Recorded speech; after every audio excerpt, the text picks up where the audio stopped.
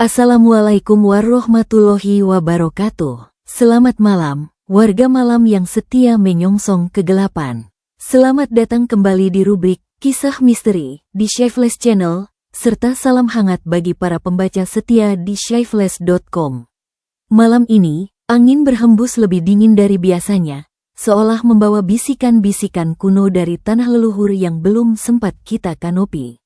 Mari kita duduk di pinggir api unggun hayalan, dan biarkan suara saya menuntun kalian menyusuri lorong-lorong cerita yang basah oleh keringat dan air mata. Kita akan melangkah masuk ke dunia di mana ambisi dan dendam diaduk dalam satu kuali berisi darah.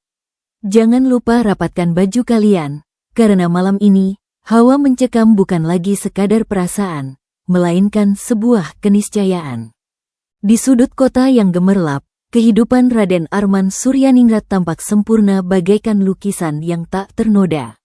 Pria berusia 34 tahun itu memiliki segala yang didambakan oleh kaum Adam, harta berlimpah, istri cantik bernama Kanjeng Ayu Untari yang sedang mengandung anak kedua, dan seorang putra kecil bernama Abi yang menggemaskan. Bisnis pengiriman bahan pertanian miliknya berjalan seperti kereta cepat, mengantarkannya pada puncak kemewahan yang diraih bukan hanya dari kerja keras, tapi juga kepiawaian bergaul. Namun, di balik tembok tinggi rumah mewah yang dipenuhi patung dan taman rapi itu, ada seekor ular yang sedang melingkar santai. Ular itu bernama Yono, tangan kanan Arman yang setia. Di balik senyum ramah dan kerja ekstra yang ia tunjukkan, Yono menyimpan sepasang mata dingin yang mengintip celah kelemahan sang majikan. Kehancuran dimulai bukan dengan ledakan, tapi dengan bisikan-bisikan halus. Satu persatu, klien besar Arman membatalkan kontrak tanpa alasan yang jelas. Proyek tebu raksasa yang menjadi tulang punggung keuangannya runtuh di tangan Pak Badi, seorang tuan tanah licik yang tiba-tiba menaikkan harga secara fantastis. Arman, yang biasanya tenang dan terukur, mulai merasakan udara sesak. Hutang menumpuk seperti gunung pasir, dan aset-asetnya mulai disita bank satu persatu. Malam hari, di sebuah kedai tuak yang sepi, Arman duduk termangu di hadapan segelas minuman keras. Yono duduk di seberangnya, wajahnya sulit dibaca. "Aku sudah berusaha mencari pinjaman kemana-mana, bos," kata Yono pelan. Tapi sepertinya pintu itu tertutup rapat. Arman hanya menggeleng. Matanya merah, padahal ia tidak menangis. Ada sebuah rasa sakit yang lebih dalam dari sekadar kebangkrutan, ia merasa dikhianati. Ia tahu ada dalang di balik ini semua. Jarod Prakoso, saingan bisnisnya yang dulu pernah mempermainkan harga dirinya, muncul dalam benaknya. Beberapa hari kemudian, kenyataan yang lebih menyakitkan terbongkar. Arman menemukan foto seorang wanita di dalam amplop coklat yang diberikan Yono. Itu adalah Santi, wanita simpanannya yang konon sudah lama pergi. Santi berdiri di depan sebuah rumah mewah, rumah yang dulu dibeli Arman untuknya, dengan koper di tangannya. Yono mengakui dengan rendah hati bahwa Santi telah pergi, dan semua hartanya raib entah kemana. Kejadian ini adalah pukulan telak bagi harga diri Arman. Dalam kehampaan yang mencekam itu, Arman mengambil keputusan drastis. Ia menjual rumah mewahnya, mobil mewahnya, dan semua barang berharga. Dengan hati yang remuk redam, ia membawa istri dan anaknya pergi meninggalkan kehidupan gemerlap kota. Tujuan mereka, kampung halaman Untari, sebuah tempat jauh di pelosok Jawa yang masih kental dengan suasana mistis. Perjalanan memakan waktu 12 jam menggunakan mobil butut pengganti sedan mewahnya. Arman merinding ketika melihat papan nama desa yang dilewati. Nama-nama desa tersebut terdengar kuno dan aneh. Mereka melewati sebuah rumah besar putih dengan pagar besi runcing yang dikelilingi tanaman merambat. Arman bertanya pada Untari, "Rumah siapa itu?" Untari menjawab dengan suara bergetar, "Itu rumah keluarga Ningrat, Mas." Warga desa bilang tempat itu penuh lelembut. Lebih baik kita tidak meliriknya terlalu lama. Akhirnya, mereka tiba di rumah saudara Untari, Ki Pardi Guna. Pardi adalah laki-laki paruh baya dengan kulit legam dan kumis tebal. Namun yang paling menonjol adalah tangannya. Tangan kiri Pardi hanya punya jempol. Jari-jari yang lainnya sudah tidak ada lagi. Untari menjelaskan bahwa itu kecelakaan kerja mesin pertanian. Tapi tatapan mata Pardi saat itu mengatakan hal lain. Sebuah kesedihan yang disembunyikan di balik keramahan seorang petani. Hari-hari berlalu suram bagi Arman. Putra bangsawan yang terbiasa duduk di ruangan ber-AC kini harus berkubang lumpur di kebun sayur demi mencari nafkah. Hati Arman dipenuhi bara dendam yang tak kunjung padam. Ia bersumpah akan membalas Jarot dan semua orang yang telah menghancurkan hidupnya. Suatu malam, saat Arman sedang menyendiri di teras, datanglah seorang laki-laki tua. Kepalanya hampir botak, badannya tambun, tapi auranya yang bikin merinding. Lelaki itu tersenyum, tapi senyumnya tidak sampai ke matanya. "Aku mencari Pardi," kata lelaki itu. "Pardi sedang pergi ke kota," jawab Arman waspada. Lelaki tua itu menatap Arman tajam. "Kau punya mata yang lapar, nak. Mata yang kelaparan akan balas dendam. Aku bisa mencium bau amarahmu meskipun dari sini." "Siapa kau?" tanya Arman dengan suara serak. Lelaki itu tertawa pelan, suaranya berat seperti batu yang digesek. "Panggil aku Kala Badro Sobo. Jika kau ingin jalan keluar dari masalahmu, rumahku terbuka lebar. Rumahku ada di atas bukit, di samping pohon beringin di barat daya. Aku tunggu kau." Setelah lelaki itu pergi, Arman merasakan dingin yang luar biasa menusuk tulangnya. Ia tidak tahu mengapa, tapi namanya, Kala Badro Sobo, terasa berat di lidah, seolah-olah menyimpan kekuatan kuno yang menakutkan. Rasa penasaran dan desakan kebutuhan untuk bangkit membawa Arman menuju bukit di rumah besar putih yang mereka lewati sebelumnya. Villa itu bernama Angke-Angke Andum. Pintu gerbangnya dibuka oleh seorang pemuda tampan bernama Raka, yang sepertinya tahu kedatangan Arman tanpa perlu diberitahu. Di dalam villa, Arman disambut oleh kemewahan yang kontras dengan kengeraman desa sekitarnya. Taman luas dengan patung-patung realistik menghiasi setiap sudut. Patung-patung itu bukan sekadar seni, wajah mereka memiliki ekspresi yang terlalu hidup, ada yang menjerit, ada yang menangis, ada yang tertawa sinis. Di tengah taman, di bawah pohon beringin raksasa, berdiri dua patung yang masih tertutup kain merah. Kemudian, muncullah Kala Badro Sobo dari paviliun utama. Ia terlihat lebih gagah di dekat, tubuhnya gempal dan tinggi hampir mencapai 2 meter. Wajahnya adalah campuran antara keanggunan bangsawan dan kekejaman predator. "Selamat datang, nak," sapa Sobo dengan suara yang berat namun memikat. "Aku sudah menunggu orang yang memiliki rasa benci sedalam ini." Arman dibawa masuk ke dalam rumah. Meja-meja dari kayu jati tua, ornamen ukiran Jawa yang rumit, dan bau dupuk yang menyengat memenuhi ruangan. Sobo membiarkan Arman bercerita, dari bisnis yang hancur, pengkhianatan Yono, perbuatan Jarot, hingga rasa malunya yang kini harus hidup sebagai petani rendahan. Sobo mendengarkan dengan tatapan penuh perhatian, sesekali mengangguk seolah-olah menikmati setiap tetes air mata kemarahan Arman. "Kau telah dirampas, nak, dan itu tidak adil," kata Sobo setelah Arman selesai. "Di dunia ini, ada sebab dan akibat. Mereka yang menanam kejahatan, harus menuai kehancuran. Aku bisa membantumu mengembalikan semua yang hilang. Harta, nama besar, bahkan harga dirimu. Tapi, apa imbalannya?" tanya Arman dengan hati berdebar. Sobo tersenyum. Senyum yang membuat bulu kuduk Arman berdiri. "Bukan banyak, hanya satu hal, kepercayaan. Bukankah manusia hidup dari kepercayaan? Dan mungkin, sedikit kesetiaan." Tanpa Arman sadari, ia telah melangkah masuk ke perangkap yang sangat licin. Perjanjian dengan setan seringkali tidak berbunyi hitam di atas putih, tapi terukir darah di bawah kulit. Percobaan pertama bagi Arman tidak main-main. Suatu malam, Sobo membawa Arman ke sebuah gudang tua di villa. Di sana, terikat erat di sebuah kursi kayu, adalah Yono. Tangan kanan Arman yang dahulu itu kini penuh memar dan luka. Matanya sayu, penuh penyesalan. Ini pengkhianatmu, kata Sobo, menyerahkan sebilah parang berkarat kepada Arman. Dia yang menyebabkan istrimu menderita. Dia yang membuatmu hidup sebagai pengemis. Ambil nyawanya, balas dendammu. Tangan Arman gemetar memegang gagang parang. Ia melihat wajah Yono yang memelas, memohon ampun. Maaf, Mas Arman, saya terpaksa, tolonglah. Apa kau ragu? Bisik Sobo di telinganya. Kalau kau ragu sekarang, kau akan menderita selamanya. Bayangkan istrimu, bayangkan anakmu yang kelaparan.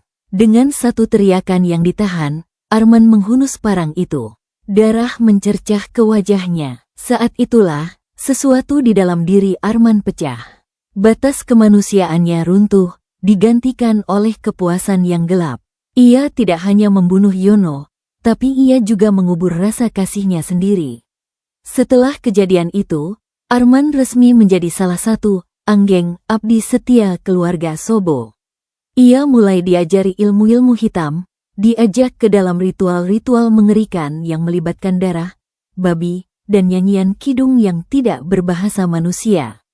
Di antara ritual itu, Arman bertemu dengan sosok yang lebih menakutkan dari Sobo, Kanjeng Putri.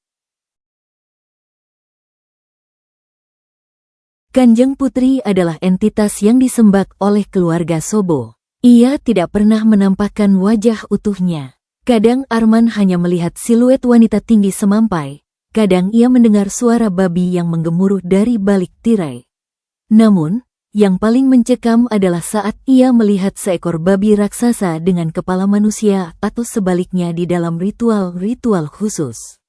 Kanjeng Putri konon adalah Dewi Ayu Sendageni, Maharatu yang menguasai seluruh ilmu hitam di tanah Jawa.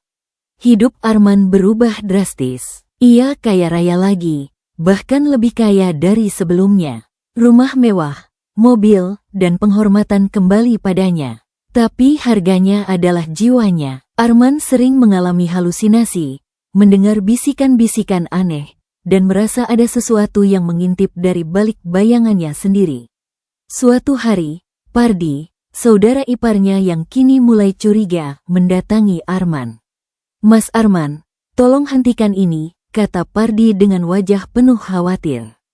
Kau sudah terlalu dalam. Orang-orang yang kau layani itu bukan manusia. Mereka adalah pemangsa. Arman menatap Pardi dingin, jauh berbeda dari Arman yang dulu lembut. Kau tidak mengerti, Pard.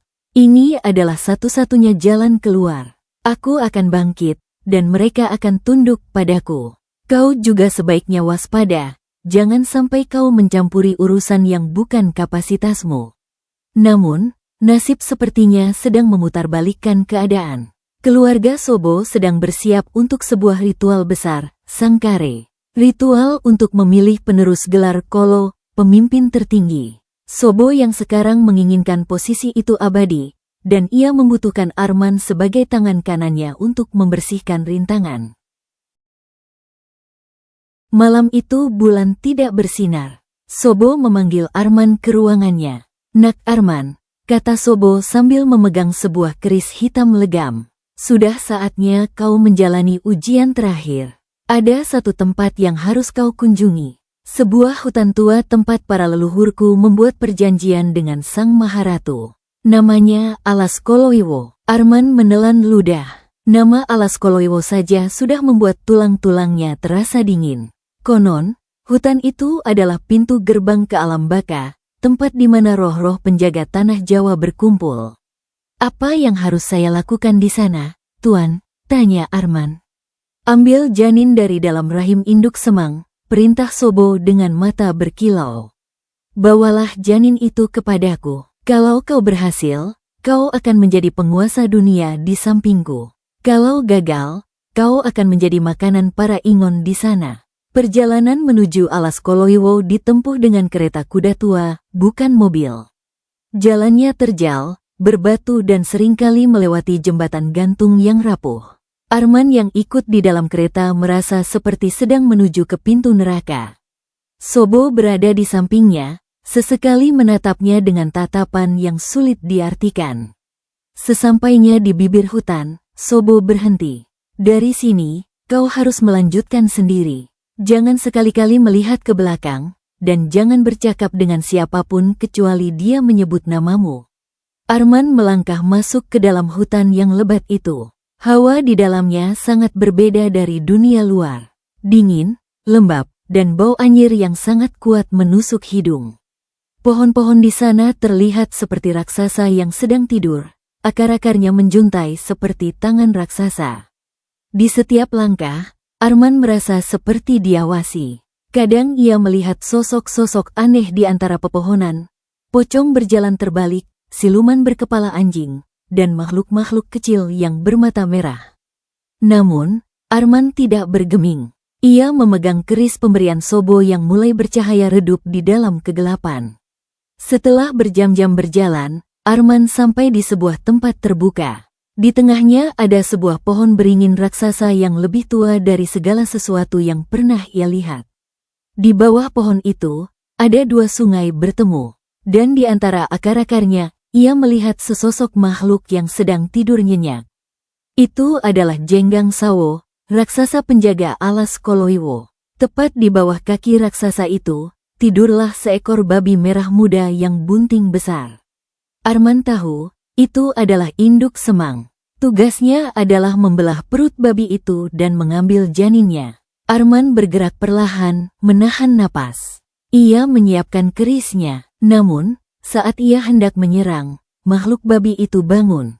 Bukan sebagai seekor babi, tapi sebagai sosok perempuan tua dengan kulit mengelupas dan perut buncit yang mengerikan. Sosok itu menjerit, suaranya mencabik-cabik keheningan malam. Raksasa Jenggang Sawo terbangun karena teriakan itu.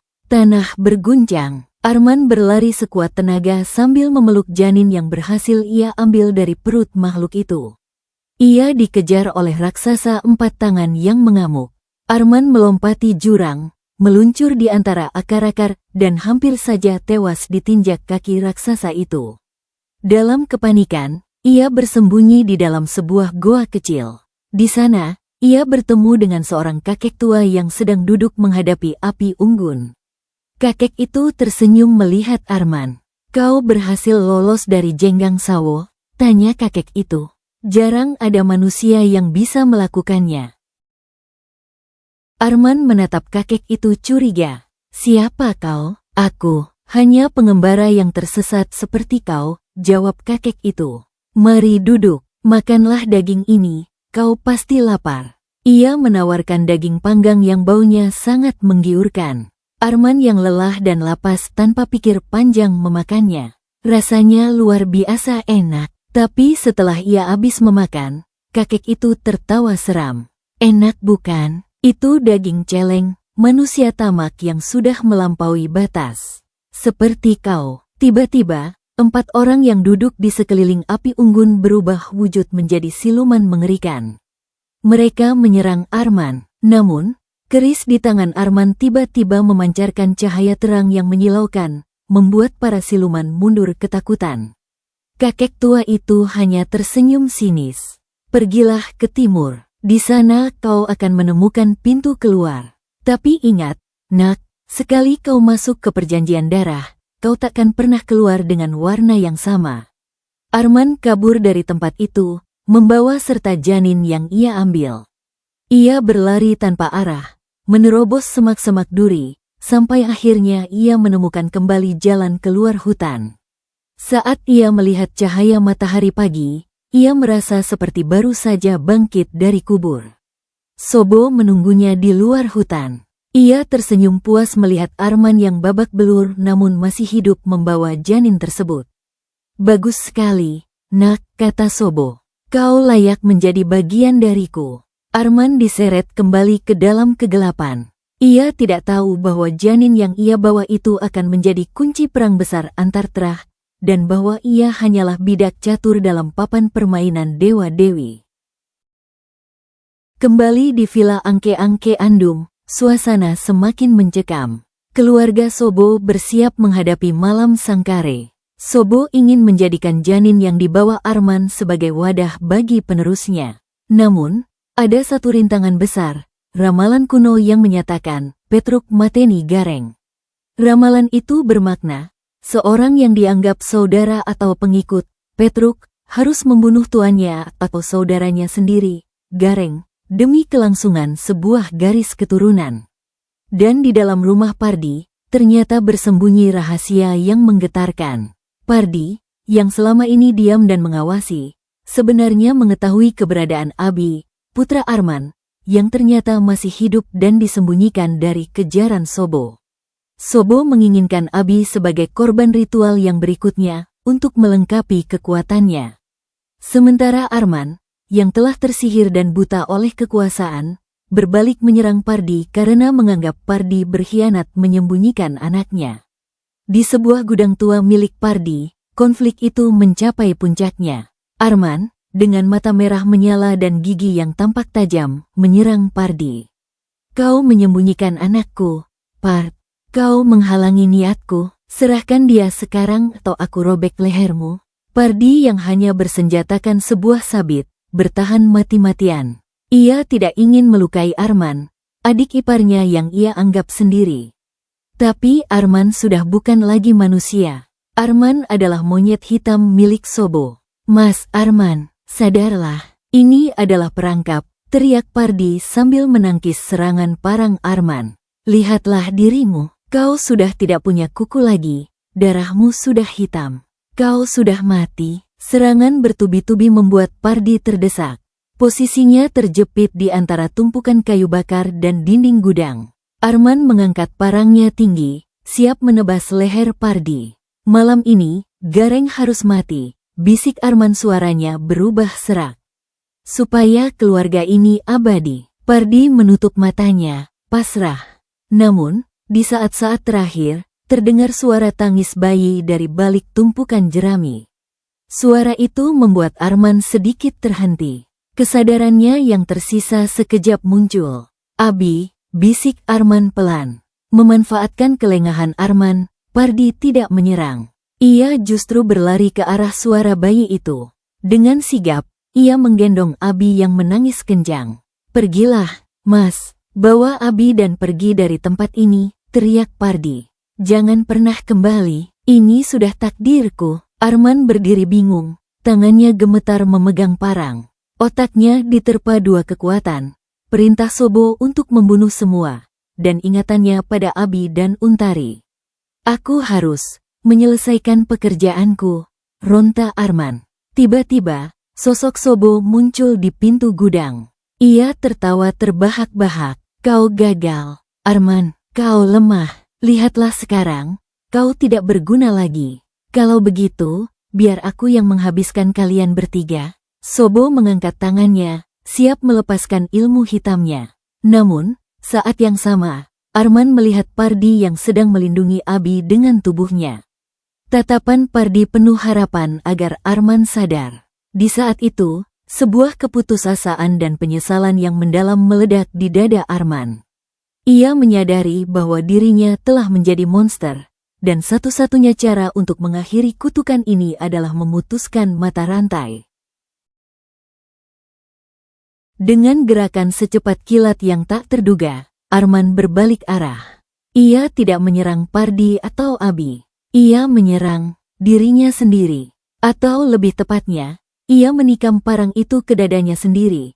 Namun arahnya diluruskan ke arah bayangan Sobo yang berdiri di belakangnya. Sebuah serangan bunuh diri yang sekaligus serangan balik yang terlarang dalam aturan ilmu hitam, sangkare diri. "Tidak, Kak!" teriak Sobo ketika energi hitam Arman meledak dan menyerangnya balik. Ledakan hebat mengguncang gudang tua itu. Arman jatuh bersimbah darah, namun di wajahnya ada senyum. Ia telah membebaskan dirinya dari perbudakan Sobo. Ia telah menjadi Petruk yang membunuh ambisinya sendiri, Gareng. Sobo terlempar mundur, tubuhnya terbakar oleh cahaya putih dari ledakan itu. Namun, Sobo adalah makhluk abadi. Ia tidak mati, tapi luka parah membuatnya harus menyingkir ke dalam kegelapan. Pardi yang selamat dari reruntuhan menghampiri jasad Arman yang sudah tak bernyawa. Tangannya yang hanya punya jempol mengelus lembut pipi Arman yang sudah pucat. "Terima kasih, Arman. Terima kasih sudah menyadarkan dirimu." Abi yang dipelukannya berhenti menangis, seolah-olah tahu bahwa ayahnya baru saja melakukan pengorbanan terbesar. Di kejauhan, dari balik pepohonan hutan yang gelap, Kanjeng Putri tersenyum. Permainan baru dimulai, bisiknya. Darah Sobo belum berakhir. Warga malam, demikianlah akhir dari kisah Raden Arman Suryaningrat. Sebuah kisah tentang kejatuhan, ambisi, dan pengorbanan tragis demi mematahkan rantai kutukan keluarga hitam. Hutan alas Koloiwo tetap berdiri gagak, menunggu korban berikutnya. Dan di desa, Pardi membesarkan Abi dengan penuh kasih sayang, berharap sang anak tidak akan pernah menginjakkan kakinya ke dunia kelam ayahnya. Warga malam yang budiman, demikianlah kisah malam ini yang menyayat hati namun syarat akan makna kehidupan. Semoga kisah ini menjadi pengingat bagi kita semua bahwa tidak ada kemenangan yang sepadan dengan harga jiwamu, dan bahwa cinta kasih selalu lebih kuat dari dendam, meskipun harus dibayar dengan pengorbanan. Terima kasih sudah menyaksikan Kisah Misteri di Shyflash Channel dan terima kasih telah membaca di shyflash.com. Jika kalian merasa terhibur, merinding, atau terinspirasi, jangan lupa tekan tombol like, berikan komentar yang membangun, dan share cerita ini ke teman-teman kalian. Dukungan kalian adalah darah yang mengalir bagi channel ini. Sampai jumpa di episode berikutnya dengan kisah-kisah lain dari balik layar kehidupan. Tetaplah berbuat baik, dan jangan lupa menjaga hati. Sampai jumpa. Wassalamualaikum warahmatullahi wabarakatuh.